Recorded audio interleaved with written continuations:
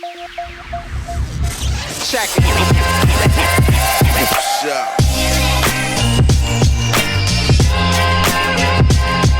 Hello and welcome to Get Fit Walking from Sport Walk. Now, we've already got you started walking for fitness with the advice that we gave you at the end of the first show. But I do understand that you may still be a little unsure whether you're doing things in the right way or whether it's actually going to be enough to get you fit at all. Now, don't worry if you're feeling uncertain at this stage. It's completely normal. Don't forget, you're just at the beginning of your journey and you haven't yet built up that breadth of personal experience and acquired knowledge that's going to help you all the way along. Effectively, you've been given the blueprint, but you haven't yet acquired the instruction manual to tell you how to get the most out of it. So before we move on, let's just recap. In terms of what you need to do, the things that I told you about in the first show still apply. You want to go out walking 3 to 4 times a week to start with for 30 minutes to an hour, depending on how you feel. You want to walk fast, so that means you're moving along briskly. Your heart is pumping more, your breathing is faster, but you should be able to maintain that effort for the whole duration of the session. That really is all you need to do when you're starting out. You don't want to get too technical too quickly and try to absorb too much information. You want to progress gradually so that you always feel in control of what you're doing. For the moment then, you know all you need to know about what to do. So let's look at some other things that are going to help you to get a great start. First up then, shoes. And this really is quite an important thing when you're walking for fitness. Now, if you're the sort of person who, up until now, has automatically reached for a pair of walking boots to go walking, well, now is the time to change. What you want to be using is trainers, and specifically trainers designed for running or fitness walking. This means you're getting a cushioned sole, the shoes are lightweight and breathable, and they are designed for the kind of activity you're going to be doing. What you want to avoid are shoes with a flat sole. So that is sneakers or basketball boots, that sort of thing. You also want to avoid fashion sportswear, fashion sports shoes. So you're looking for something which has a little bit of a curve to the sole. Running shoes are perfect. Shoes designed for fitness walking are ideal. The great thing about walking as your fitness activity is that it's really easy to integrate it into your everyday life. And we'll have a show all about ways you can do that in the future. This means that you can pretty much go out walking in whichever clothes you want. In fact, I routinely go out training at a fairly high level wearing jeans and a light fleece. But the one thing I always wear is on my top, and that's a sports t-shirt or base layer. It's really important that the layer that's actually next to your skin is made either from a synthetic fabric or something like merino wool or bamboo or some other kind of natural fibre that's going to be breathable and most importantly is going to wick away your sweat so that you can remain comfortable. What I would avoid is wearing a cotton t-shirt because cotton retains moisture and then it just gets cold and damp and horrible against your skin. As long as your clothing is well fitted, doesn't in any way hinder your walking action and feels comfortable, then anything goes. Another clothing essential then is a waterproof rain jacket so that you can go out walking if it's raining. Now, I'm hearing a few voices out there saying, don't worry about that mate, I'm staying indoors if it's raining. But then perhaps that's another aspect of your outlook that we need to work on.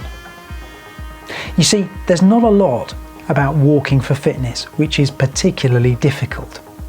So that leaves a lot of wiggle room for you to endure a few discomforts when it's absolutely necessary.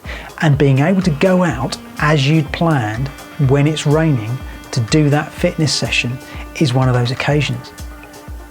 You see, the hardest thing about going out in the rain is actually getting through the front door in the first place.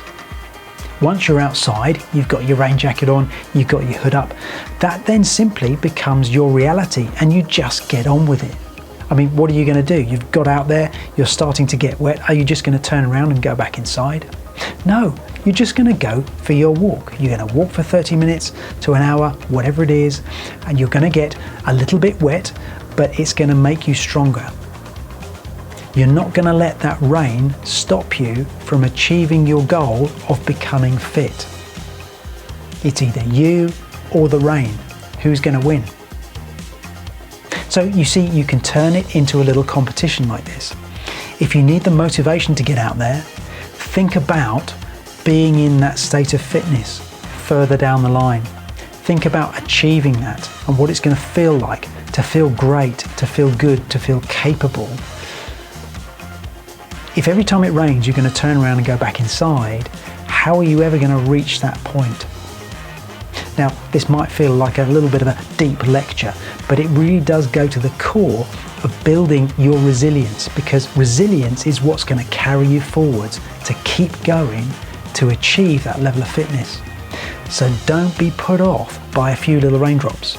Don't be put off by the fact that it may be dark and wet and not particularly nice outside. Get yourself out into that and turn it into something different. Get out there and turn it into an experience that you can go, do you know what? Okay, it was horrible, but I did what I planned to do. I feel proud of myself because I've achieved that session in the rain. The rain didn't stop me. It's all about the motivation to get fit.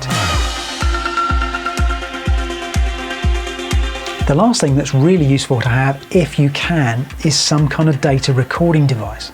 Now, this doesn't mean that you have to have a Fitbit or some other kind of expensive sports watch. If you've got a smartphone, you can download the Strava app for free, and then you can track your walks using the app. You'll be able to see your pace, the distance, and a whole load of other metrics that will allow you to see actually how you're progressing. The other beauty about Strava is you could then join our Strava club, and then whenever you upload a new activity, everyone else in the group will be able to give you kudos. We will be having a special edition all about tech for sport walking in the future, but for now, do look into getting Strava on your phone because you will find it very, very useful. Finally, if we go back to the schedule that I gave you at the top of the show, which was to go walking 3 to 4 times a week, so maybe Monday, Wednesday, Friday during the working week, and then once at the weekend, you may be wondering, why am I telling you to do that? Why am I not simply saying go out walking every day to get fitter? Well, that's because I'm trying to set you up for success long term.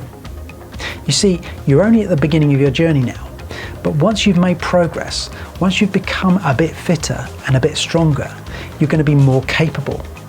And then we want to keep you working a little bit harder every time, because that's how you're going to progress. And when you reach that stage, it's really important that you build in what's called recovery days into your schedule. Now, on these recovery days, it doesn't mean that you should just lie on the sofa and watch the telly. It's important to keep moving, so you can still go out for a walk on these recovery days, but it's vital that you don't go too far and that you don't work hard. This will mean that your body is staying in good shape.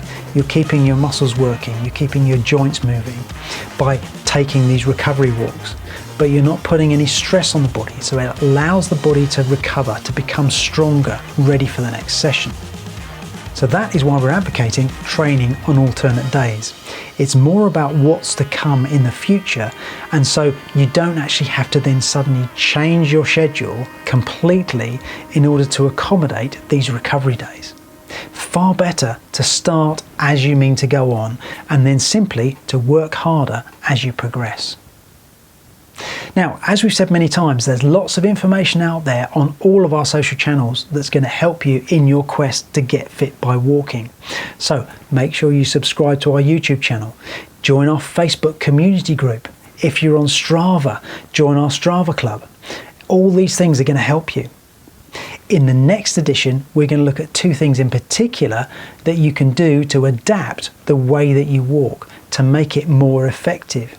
And that is going to speed up your progress. So make sure you tune in for that. But in the meantime, keep going walking, keep putting the effort in, and I'll see you again soon for another edition of Get Fit Walking.